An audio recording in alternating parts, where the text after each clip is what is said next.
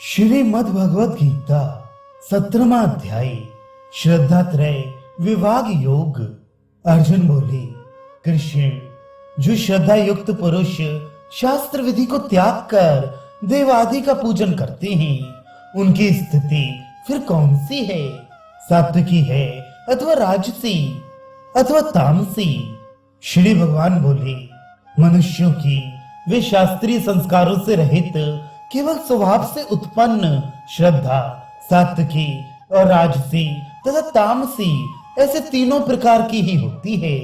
उसको तू मुझसे सुन। भारत, सभी मनुष्यों की श्रद्धा उनके अंतःकरण के अनुरूप होती है। ये पुरुष श्रद्धा में है, इसलिए जो पुरुष जैसी श्रद्धा वाला है वे स्वयं भी वही है। सात्विक पुरुष देवों को पूजते हैं, राजस पुरुष यक्ष और राक्षसों को, तथा अन्य जो तामस मनुष्य हैं वे प्रेत और भूतगणों को पूजते हैं। जो मनुष्य शास्त्र विधि से रहित केवल मना कल्पित घोर तप को तपते हैं तथा दंभ और अहंकारों से युक्त एवं कामना, आसक्ति और बल के अभिमान से भी युक्त हैं, जो शरीर रूप से स्थित भू समुदाय को और अंतःकरण में स्थित मुझ अंतर्यामी को भी क्रश करने वाले हैं, उन अज्ञानियों को तू आसुर स्वभाव वाला जान।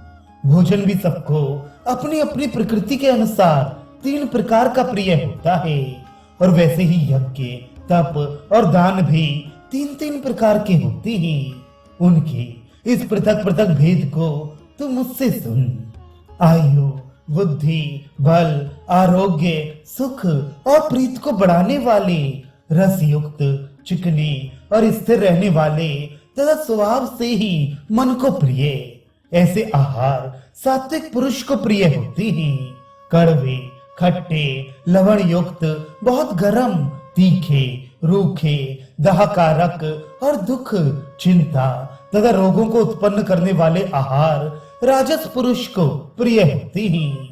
जो भोजन अधपका, रस रहित, दुर्गंध युक्त, बासी और उच्छिष्ट है तथा जो अपवित्र भी है, वह भोजन तामस पुरुष को प्रिय होता है। जो शास्त्र विधि से नियत यज्ञ करना ही कर्तव्य है, इस प्रकार मन को समाधान करके फल ना चाहने वाले पुरुषों द्वारा किया जाता है, वह सात्विक है। परंतु अर्जुन, जो यज्ञ केवल दंभाचरण के लिए अथवा फल को भी दृष्टि में रखकर किया जाता है, उस यज्ञ को तू राजस जान। शास्त्र विधि से हीन, अन्नदान से रहित, बिना मंत्रों के, बिना दक्षिणा के और बिना श्रद्धा के किए जाने वाले यज्ञ को तामस यज्ञ कहते हैं। देवता, ब्राह्मण, गुरु और ज्ञानी जनों का पूजन, पवित्रता, सरलता, ब्रह्मचर्य और अहिंसा, ये शरीर संबंधी तप कहा जाता है। जो द्वेग को न करने वाला, प्रिय और हितकारक एवं यथार्थ भाषण है, तथा जो वेद शास्त्रों के पठन एवं परमेश्वर के नाम जप का अभ्यास है, वही वाणी संबंधी तप कहा जाता है। मन की प्रसन्नता, शांत भाव, भगवत चिंतन करने का स्वभाव, मन का निग्रह और अंतःकरण की पवित्रता, इस प्रकार ये मन संबंधी तप कहा जाता है। फल को न चाहने वाले योगी ऐसे पुरुषों द्वारा परम श्रद्धा से किए हुए उस पूर्वोक्त तीन प्रकार के तप को सात्विक कहते हैं। जो तप सत्कार, मान और पूजा के लिए अथवा केवल पाखंड से ही किया जाता है, वह अनिश्चित एवं क्षणिक फल वाला तप यहाँ राजस कहा गया है। जो तप मूर्ता पूर्वक हठ से मन, वाणी और शरीर की पीड़ा के सहित अथवा दूसरे का अनिष्ट करने के लिए किया जाता है, वह तप तामस कहा गया है। दान देना ही कर्तव्य है। ऐसे भाव से जो दान देश, काल और पात्र के प्राप्त होने पर उपकार न करने वाले के प्रति दिया जाता है, वह दान सात्विक कहा गया है।